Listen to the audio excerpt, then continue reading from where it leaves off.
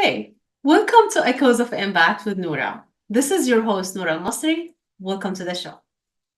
I'm always excited to come talk to you every single Tuesday because I always have a lot of things to share and a lot of guests I want you to hear from, not only from me. Well, I know last episode it was only me, but I hope you got advantage and you got a great value from what I shared about nonprofit in specific. Today, we're going to have different subjects. I'm going to talk about planning, and also one of my guests will talk about strategic planning. And this is very important at this time of the year because we're ending the year. We're almost ending October, and we have a little bit over 60 days in the year. So it's a perfect time to plan. I have another guest who's also in nonprofits, but she's going to talk about her journey in nonprofits, how she has this position in a grassroots organization, how do other people collaborate, and other organizations collaborate together toward the same cause in different capacity. So, but before that, I'm going to talk about tax planning. And to talk about tax planning, and I want you to hear what I'm saying very well. Tax planning almost for every single person. Personally, as tax professional, I do every tax preparation for my clients, whether it's a business, whether it's a personal. I work on each tax documents when I prepare the taxes with the mind of a planner, with the mind of investigation on, okay, how can I save my clients money legally? How can I optimize their situation? But this is after fact. This is tax preparation. Now, I have a lot of smart clients who do not wait until after facts. What do? Is they come to me around this time of the year, sometimes earlier, to make sure they do not pay extra in taxes. Why? Because even if I put my investigator hat when I do your tax return, what I can do for you is very, very limited because after fact, there is limitation. While if you come right now, there's no limitation anymore because we could utilize every single tax strategy on your advantage when you come at the end of the year or toward the middle of the year, so we know what's going on, we know how can we help you. So how do I define tax planning? Tax planning, first of all, it's not tax preparation. This is totally different. Tax planning, and this is my definition, is optimizing your tax situation to make sure you pay minimum of taxes legally. We use every tax strategy possible into your advantage. Of course, it's up to you what you want to implement. What I do from my end, I take your tax documents, that the prior year tax documents. I ask you about your situation, your current situation, any changes this year. What have you had? Like, did you have a child? Did you have a new job? Did your spouse start working? Whatever that happened and change that is not reflected in your prior year, I ask you all these questions and ask you about your goal as well. And I do my analysis.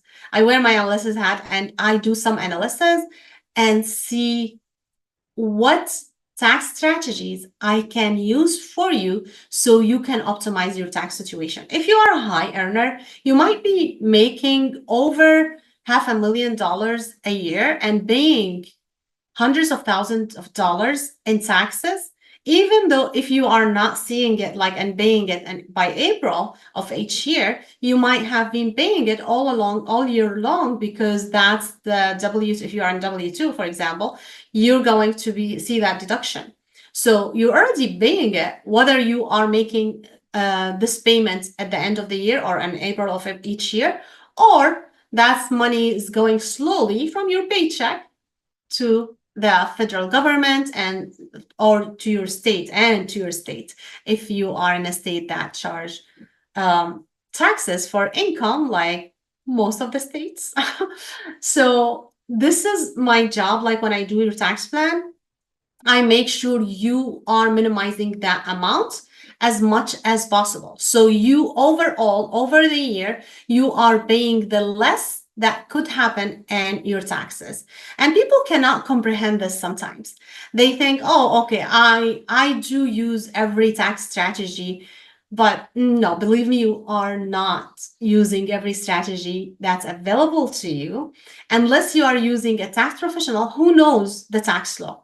And why I say that, because the tax industry is not regulated. So anyone can go and file your taxes, prepare your taxes. They don't have to know anything other than reading English, thinking that tax law is English. It's not. Well, it sounds English, but it's not. You need to understand the law. So if you are not an enrolled agent, a CPA who is specialized on taxes, or someone who did put the time and effort to learn the tax law and to do the research, know how to learn the tax law and take advantage of each strategy that you can take advantage of, they're not going to be able to even save you in taxes when you do your tax when they prepare your taxes. So you want to make sure you choose your tax professional carefully. But even if that tax professional knows tax law, they still cannot help you after the fact in some strategies, because some strategies has to happen in the year that you are going to file for. For example, we are in 2024 right now. There are certain strategies, if you do not implement in 2024, it's too late to implement in 2025. You cannot implement it to take advantage of it on the year of 2024. It has to wait for another year. So you can still implement those strategies in 2025, but you're not going to harvest the fruit of it until when you're doing the taxes. So until 2026. So if you really want to save in taxes, if you want to keep your money in your pocket, you want to do the tax plan right now. And this is very important. I'm going to tell you about a strategy. I'm going to share some details about the strategy today that you might have not heard about from other tax professionals. A lot of people talk about hiring your kids. Hiring your kids is a tax strategy that cannot be implemented in the next year, for example. So if you have to implement these strategies now in order to take advantage of it when you are preparing for 2024 taxes. If you started this strategy in 2025, that's going to have the fruits going to happen in the year of 2026. This is when you can take advantage of it for the prior year, because you're always filing for your prior year.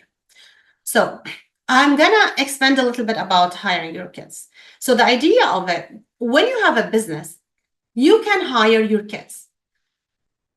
It's not child labor, of course. Like, of course, like you want to check your state law about child labor, the labor department, whatever. So check that. But in general, you can, when you hire someone, you can pay them taxes. Oh, no, I'm sorry, salary. And that salary can be deducted. So for example, you have a 10 years old.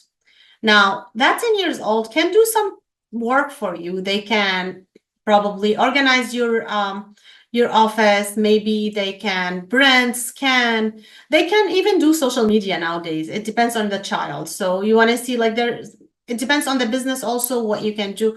So what they do must be something proper to their age. Also, what you pay them must be a fair amount. So you're not going to pay them $14,000 for working one day at your business, right? You have to have a job description. You have to track their hours. You have to issue a W-2 for them. That becomes a deduction for your business, because your business is spending money in salary. Now, for your child, as long as you keep their salary to the standard deduction, and when I say the standard deduction, That changes every year. Let's talk about the 2024 year. The standard deduction is $14,600. So as long as you are paying less, they do not have to file taxes. Therefore, they're not going to be paying taxes. Now, in some states, that standard deduction is less. So for example, for Illinois, the standard deduction is less than $3,000. So if your child make up to that amount, to the standard deduction on the state level, they still have to file the state tax. And some states, they require, if you are filing the state taxes, you have to file the federal taxes as well. And that's not a problem. It should be totally fine because you're only filing. It doesn't mean that you are paying taxes. And to be honest, from my experience, I advise my clients to always file taxes regardless, because remember what happened during COVID with those stimulus check. If they have your taxes, you will receive the check. And we don't know what's going to happen in the future. We didn't know that's going to be there was going to be COVID and stimulus checks. So always have your information there. And there's a lot of refund available for a lot of people, but they don't get it just because they do not file their taxes. So this is something you would lose if you do not file. Now, with hiring the kids, this is not only applicable for minor kids, even though you have adult kids, for example, they're over 18, over 21, you can still hire them, but the only thing that you're not going to be able to take advantage of is the exemption of FICA, which is the payroll taxes. You still have to pay payroll taxes, but that still can be good for your business. So you have to check on that and make sure this is something you want or you don't want to do based on the numbers. And you can work with the tax professional on those numbers. It's a lot of work goes into each and every tax strategies, but you are the one who's going to decide if you want to take advantage of one of them or not. So make sure you do your tax plan now. If you do not have a tax professional who knows how to do this, feel free to reach out to me. You can reach out to me at my website, nourasbooks.com/contact, and I'll be happy to help you with a tax plan. Again, it's nourasbooks.com/contact. I can't wait to help you so you can keep control of your money legally without getting into a trouble. All right, this is Echoes of Impact with Noura. We'll be right back.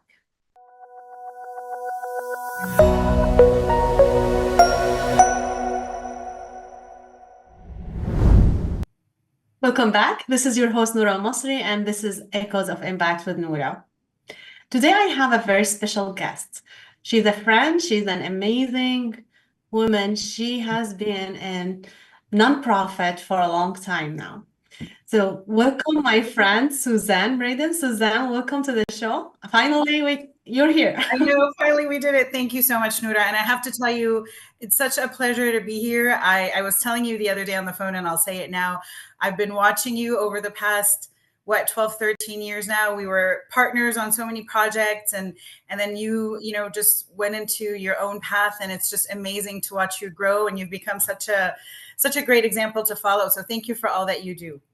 Thank you so much, Suzanne. Thank you so much. So I want the audience to know your journey. You have a very unique journey, working in a different sectors and then ending up with nonprofit with the Syrian cause. And for you guys who do not know me well, like I am Syrian American, so Suzanne is from my own community. And of course, you're gonna learn about Syrians more because, well, this is where I'm from. So Suzanne, can you let them know, like, about your journey? How did you end up here with Syrian American Council? Absolutely. Absolutely. Yeah, I guess it is an interesting story because I just come from such a different background, and I guess the need puts you where you're needed. So, like many people, when I was going through my college courses, I didn't really know what I wanted to major in, and I chose business because that's what you do when you're not sure, and it opens up lots of doors. And I did international business specifically because, while I was born in the US, my background is Middle Eastern, and we have lots of ties to the region. So it was important to connect in that way. So I did international business, and I ended up looking for a job, and I ended up in sales. And who knew? Because I always thought I hated sales. I always thought of salesmanship as, selling used cars, that adage. And so I ended up in sales, but I applied to a company called the Container Store. And that year, they were known as the number one company to work for in America. And I thought, well, I want to work for the number one company in America. And so I applied, I got a job, and I found out that I actually love sales, but it was the way they taught sales. It wasn't about just selling a product. It was about really working with the customer, seeing what their needs are, and making their life easier. The Container Store was about storage and organization, and we were making people's lives better at home or office or wherever. And that really ignited a love of customer service in me. And at the same time, I was always an activist, on Middle Eastern issues, Muslim issues, humanitarian issues, Palestine. And so Syria happened. And I recall going to a protest that was actually organized by the Syrian American Council. And I really was finding out what Syria was all about. While I visited Syria and I went for the family reunions, and I really felt at home in Syria. Whenever someone spoke about the government and the dictatorship and the oppression, it just never made sense to me. I thought, how could a country that I love so much be led by such an oppressor? But sure enough, as it was all unfolding, I learned so much. I learned so much about my family. I learned so much about what, my father and why he was the way he was, et cetera. And then at that point, I felt like I really needed to be part of the cause. So I, loved my jobs. I was with a different company at that point, but I found myself at my desk looking at what was happening in Syria instead of focusing on my corporate retail job. And I thought, you better leave before they fire you, because you're paying attention more to your phone than to the actual job. I still did a good job, but I really felt my passion needed to be where humanitarian work was needed at that point. And I was volunteering with the Syrian American Council. I actually quit my job, which angered my father so much, because he always taught us, you never leave a job till you have a better job to go to. But I really needed to volunteer for Syria. And so I volunteered for a year. And then the Syrian American Council needed an executive director in Washington, D.C. So I moved, spent a few years as the executive director there. And that's how I ended up with this work. And I'm so glad. I would never do it any other way, to be honest. It's funny how we really felt that need. Like, I was in similar position. Like, I was working just in accounting and corporate America. And then when the Syrian Revolution started, I felt, okay, I can't focus anymore. And I took the same path, well, in a different organizations. But it was really difficult move for you. Like, and if you look into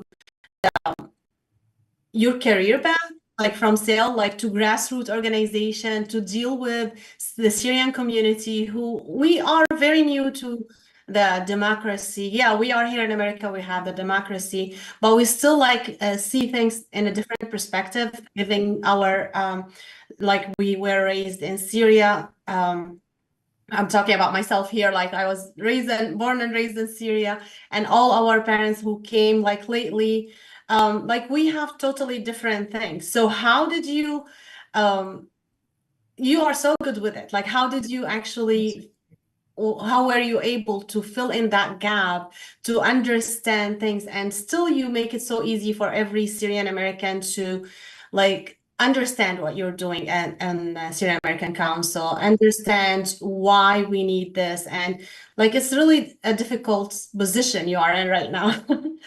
So, actually, I'm so glad you brought that point, Noura, because I love to talk about this specific subject, because everyone says, the Syrian community is so difficult, but there's difficulty for a reason. Like you said, most of our community grew up in Syria, where they were oppressed most of their life. So to say, go and advocate and talk to your government representatives is such a new concept. Right now we're seeing in our new generation that they understand, of course, but it took some time. I mean, for a long time, people didn't even know how to say advocacy in Arabic. We didn't know the word. So it's such a different world now. But I found what the tie was between my early career up to now. When I started my early career, it was literally selling on the sales floor. And then I was promoted into management positions and regional director positions. what I was taught at a very early age in those jobs was the importance of customer service. And customer service isn't just about the customer who's coming to buy a product. It really is about us treating each other like customers. Like you and I do that with each other. We're each other's customers. My brothers and family are my customers. My friends and I were each other's customers. If we look at life from that point of view, then that way we're each serving each other in one way or another. And I right now look at myself as I'm serving our Syrian American community, and I love it. I love our community. I love serving people.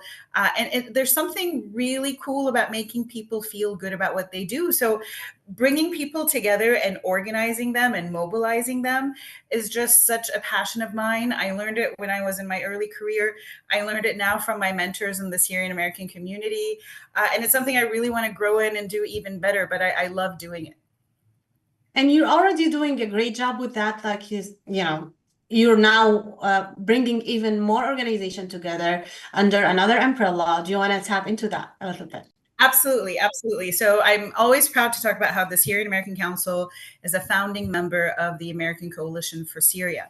So several leaders in the Syrian American community came together and wanted to really make sure everyone was working on one path. And that's another complaint we hear a lot from our communities. So many organizations, which I think is a wonderful thing. The more organizations we have, the more people are working on the cause, the better. But you, of course, want to make sure that they're all organized and advocating with the same points, with the same goals. We each have different tactics because our niches are different. Like the Syrian American Council is grassroots.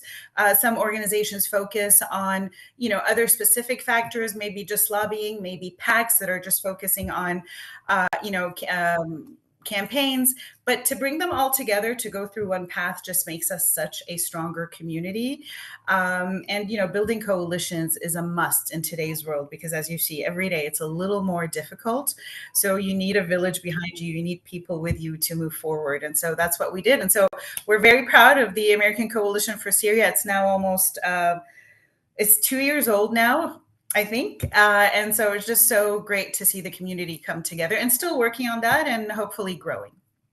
Nice. So are a humanitarian organization part of it as well, or just on a political level, advocacy level? So there's actually another coalition that organizes the humanitarian organizations specifically. Now, some of the organizations in our coalition, we focus more on advocacy, policy. Some of them do humanitarian work, but who knows where that grows into the future? There are always different legalities and things like that we have to look at. So we want to make sure every organization is freely working, but who knows what the future brings, and hopefully both coalitions will grow together and work together, and maybe one day we'll be one. Who knows? I'm just so who knows? Like, we don't know what's gonna happen, but I know that you're looking for more support on the coalition right now. Does the organization who wants to work with the coalition has to be a Syrian organization, or they just have to be supporting the democracy in Syria? So in general, you have to have some sort of tie to Syria, working on Syria, freedom and democracy, etc. However, that doesn't mean we can't take a look. Any organization that's working on freedom and democracy for anyone is very important to our work. So whether they become part of the coalition, or whether another coalition is built to bring in those organizations, we're really open to that conversation with anyone, because it's important that more and more groups do come together. For instance, we work very closely with the American Coalition for Ukraine. They're also part of a coalition that's growing nicely. So, you can only grow from where you are. So those conversations we're always open to, yes.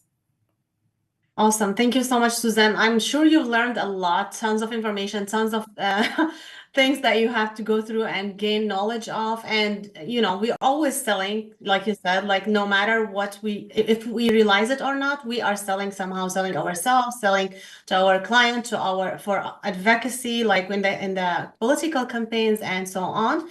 So thank you for your service. We really appreciate your service as Syrian American. And like one thing good happen in the world, like it's going to affect the whole world and vice versa. So we are somehow connected all together, regardless if we notice that or we acknowledge that or not. So thank you so much for you and for all the people who works with you and support the coalition, the Syrian American Council. How can people support your efforts? So, really there's so many things people can do, and we have all that on our website, but two main things is talk to us, get to know us, hold an event in your area just so we can bring awareness to people about what is actually happening in the region. The media is all over the place. It's no longer a trusted place, unfortunately. And so really go to the source to learn about what's really happening. And then, of course, all of us need financial support at all times. So we're always welcome that as well. But really talking and having conversations is so important so that we can set the record straight always. What's your website? Can you just mention it a little bit? Absolutely. www.sacouncil.com. So www.sacouncil.com. So guys, you can go there, learn more about the Syrian American Council. You can support their efforts. And thank you so much, Suzanne, for being here with me today. Thank you. Thank you for being such a great Syrian American role model, Noura.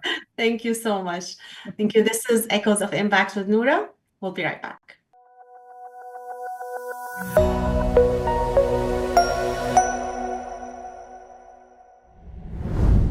Welcome back. This is your host, Noura Almasri, and this is Echoes of Impact with Noura.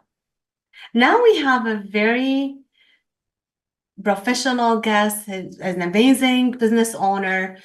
This is the first time our guest is going to be here today. So this is an episode full with new guests to Echoes of Impact, and we're very happy to have them with us. So I want to introduce my new guest, Ryan Herpin, managing partner at Impact Strategic Consulting. Welcome to the show. Ryan, how are you doing today? I'm doing wonderful. Thank you so much for having me on for this. Of course. Thank you so much for coming here. And I like how you are here in Echoes of Impact and your company is Impact Strategic Consulting. Yep. So we align somehow. Right?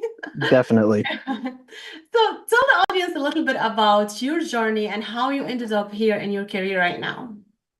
Yeah, absolutely. So my journey is not the most simple one, I would say. I don't have a formal background. I began as a welder and worked my way through several companies, learning from wonderful mentors, and was given opportunities in leadership, ultimately helping a business go from struggling to make profit to selling the business for 33 times EBITDA.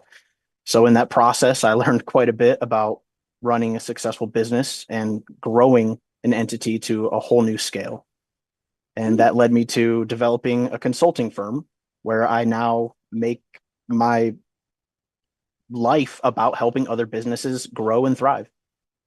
Wonderful. Wonderful. This is really important because a lot of people, especially after COVID, everyone wants to start their own business and they're not sure how to do it. So a lot of time they just do it and they fail and they get disappointed, go back to find a job. And I've seen it over and over in all industries, if you will say. So how do you help business owners in general? So who would be the right clients for you in order, now let's go to work with Ryan because this is how we can be successful. So in other words, who's your ideal client?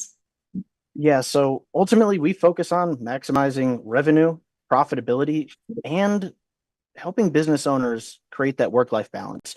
So although we started off in small industries, really focusing on manufacturing, we have grown exponentially into different markets, different industries. So the ideal client for us is a business owner that takes their goals seriously and wants to develop an entity that makes an impact, makes a difference. Mm-hmm. Absolutely. So let's start from the beginnings, strategic planning. So it's very important for the business owners to have a strategic plan in order to be successful, because if you did not plan, you are planning to fail. So regardless, you are somehow planning. So how does strategic business planning help small business owners achieve their goal, in your opinion? So a plan is the first and most important thing to have. It's just like taking a vacation. You've got to pick a destination, decide what you're going to do at that destination, and then map out how to get there.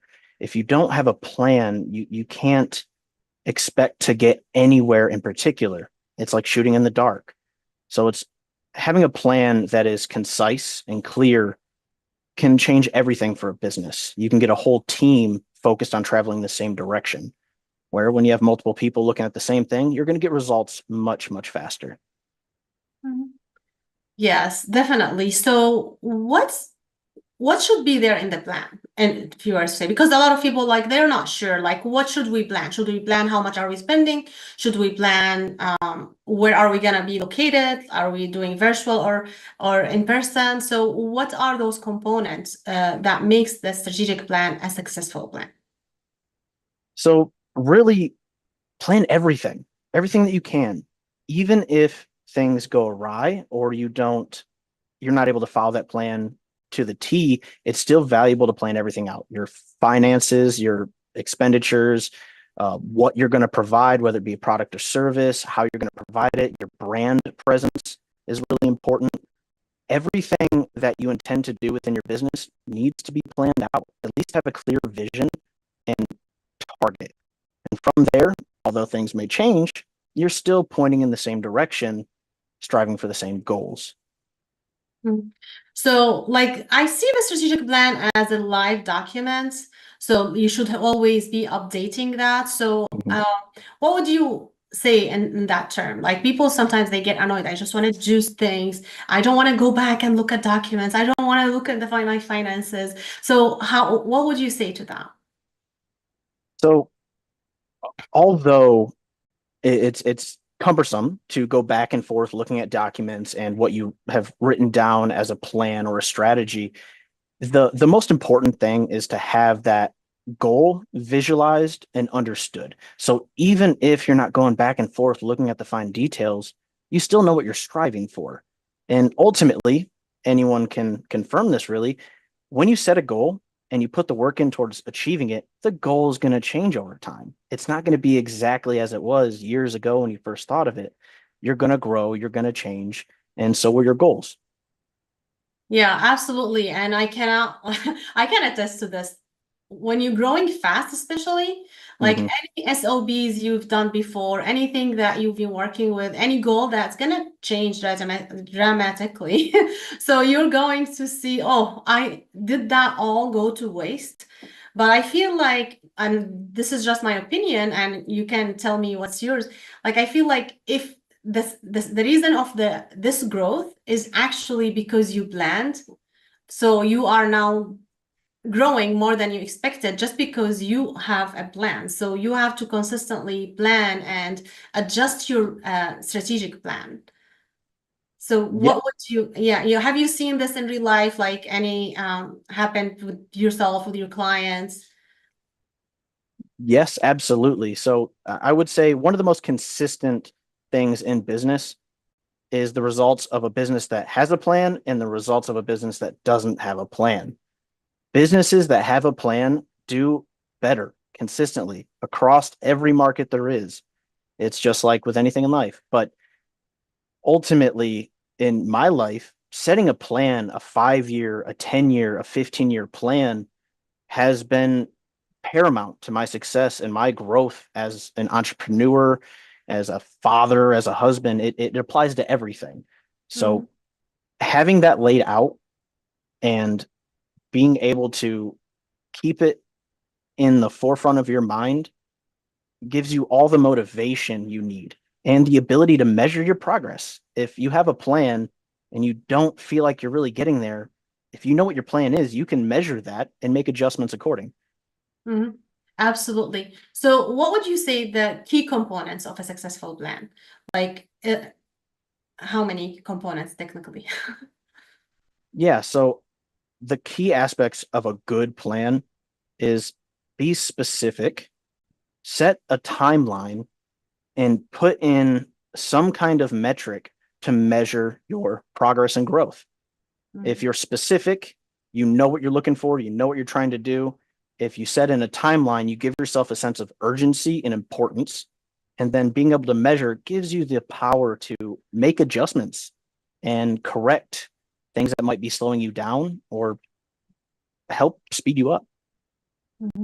Absolutely. It's important to measure. Otherwise, like the plan is irrelative anymore. So how can a consulting service like yours make sure that this plan is optimized to the best for the business owner?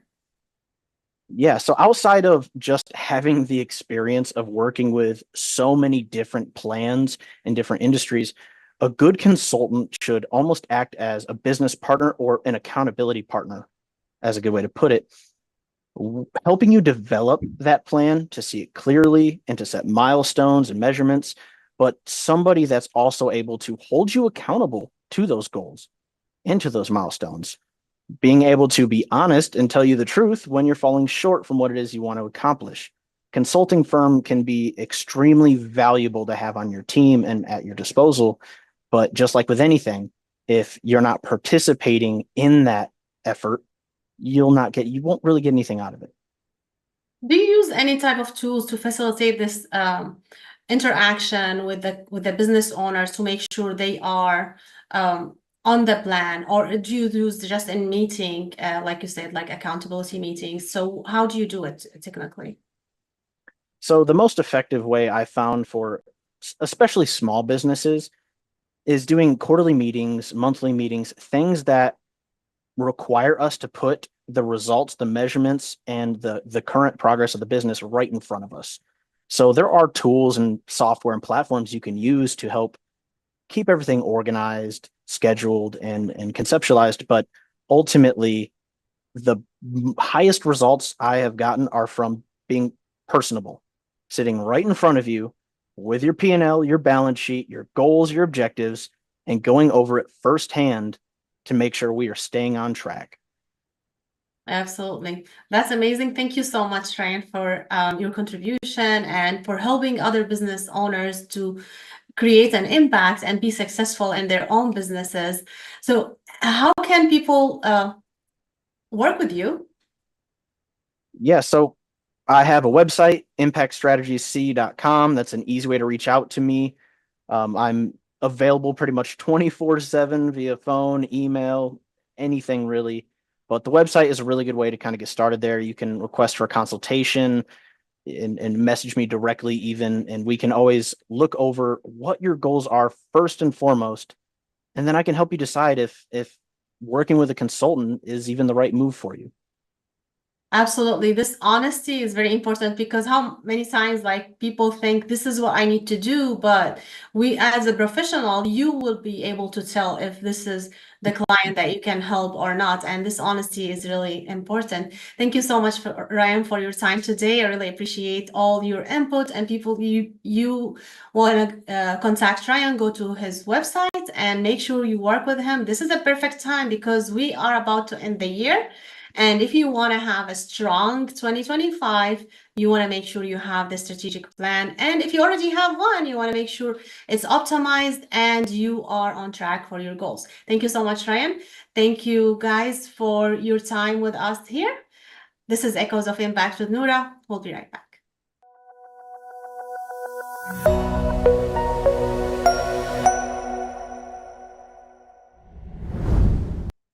Welcome back. This is your host, Noura Almasri, and this is Echoes of Impact with Noura. You listen to my guests, you watch them like talking about the grassroots organization and about planning, strategic planning. I hope you got what you wanted to learn. I hope that the stories of my guests inspired you. So to see what can be applicable for you, maybe something that Suzanne said that you felt in touch with and you wanted to do something similar, or maybe inspired you and encouraged you for something that you were not sure if you can or cannot do it.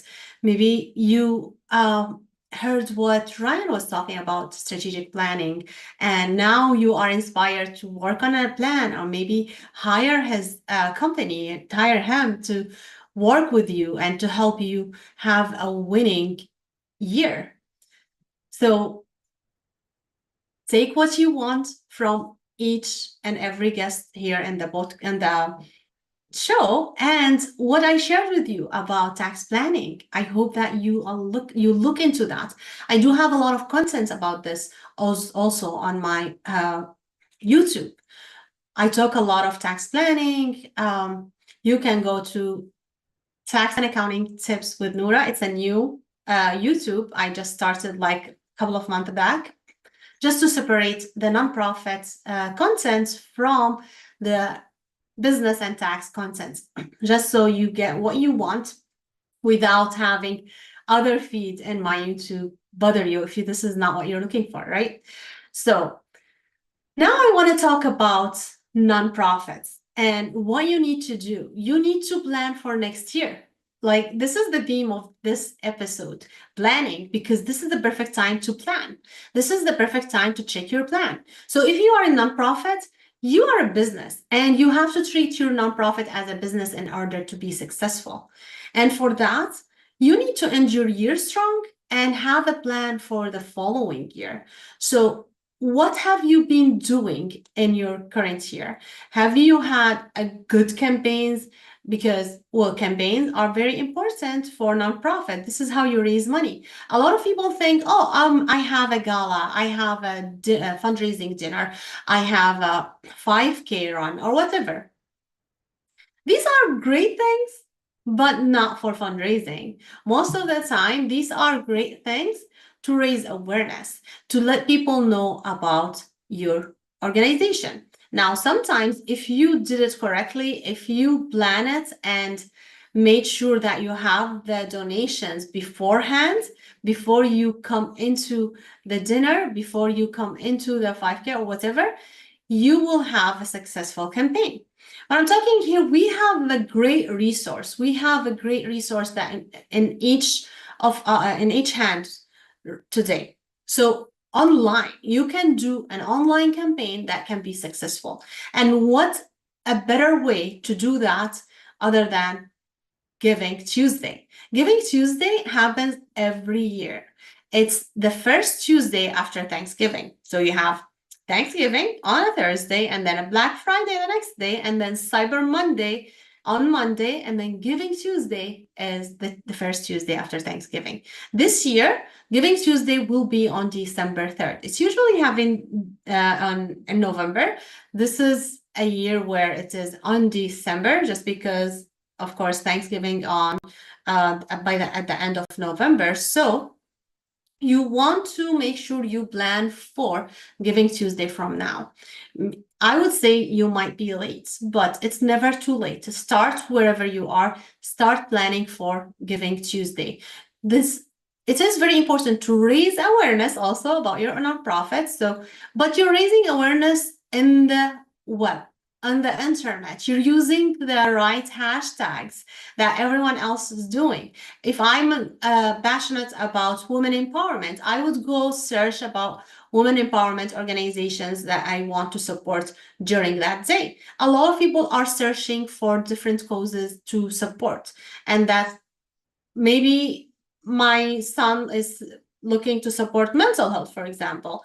Your daughter is probably looking to support an animal rescue organization. So everyone's going to be different. There's no two people are totally similar. You have to help your donors find you, and you have to also try to find them by your planning. So how would you plan for that? You plan by creating the entire campaign. You want to start with deciding first what campaign do you want to do. So what is the program you want to fund? Is it something you're going to do in the next year, or is it something urgent you're doing right now? For example, are you going to support women education and you want to help more women to go into school? Okay, how specific can you get into that campaign? You want to have the specific message, sharing with anyone, they will understand it. So if you said someone, oh, okay, I'm helping one woman go back to school so she can support her family or herself, so or she can be empowered, or maybe I'm helping single moms to get into workforce, or whatever it is, but you have to be specific. So how much is supporting one woman, or how much is supporting one thing inside of the campaign?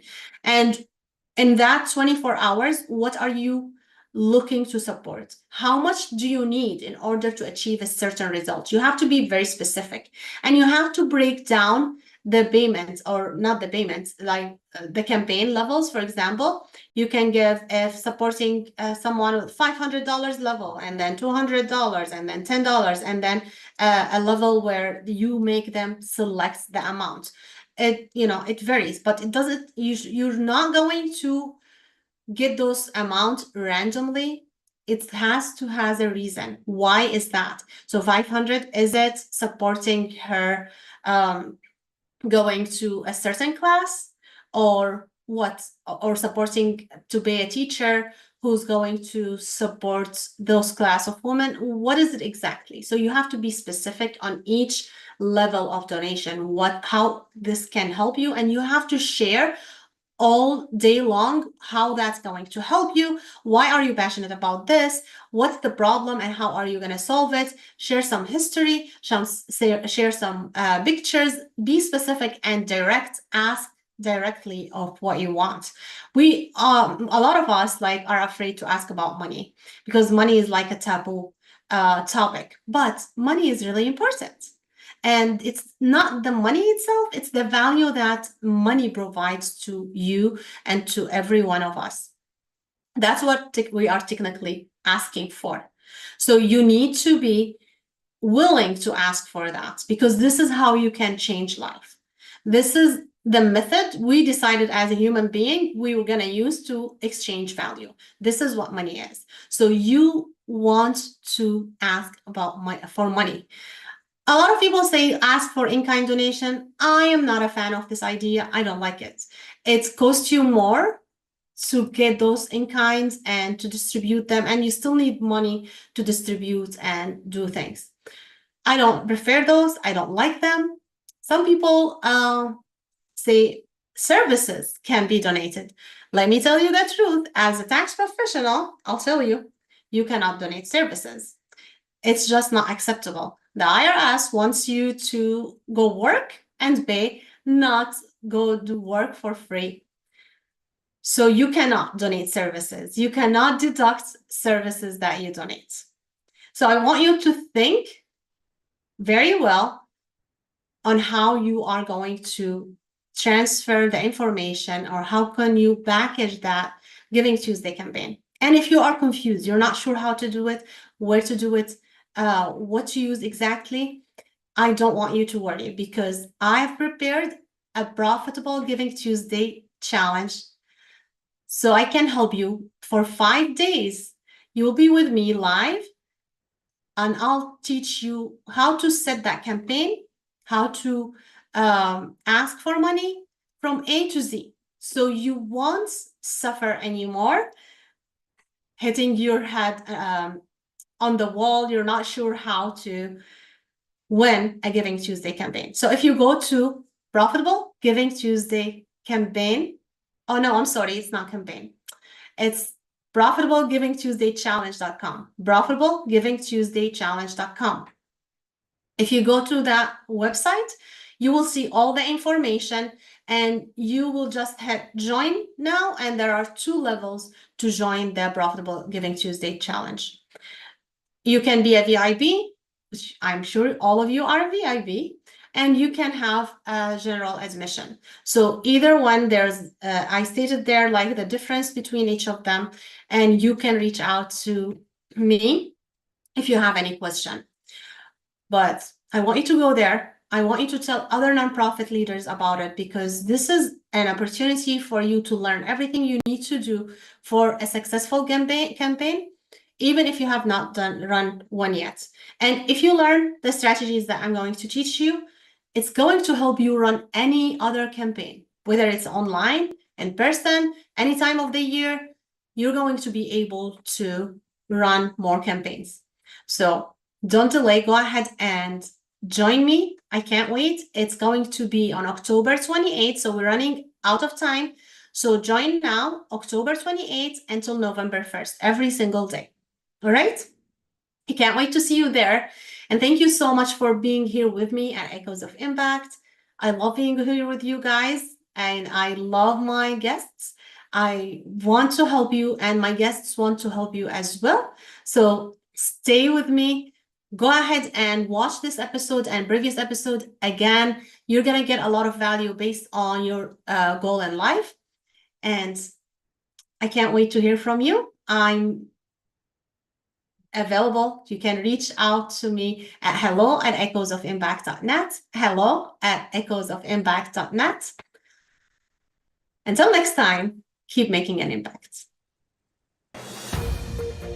This has been a Now Media Networks feature presentation. All rights reserved.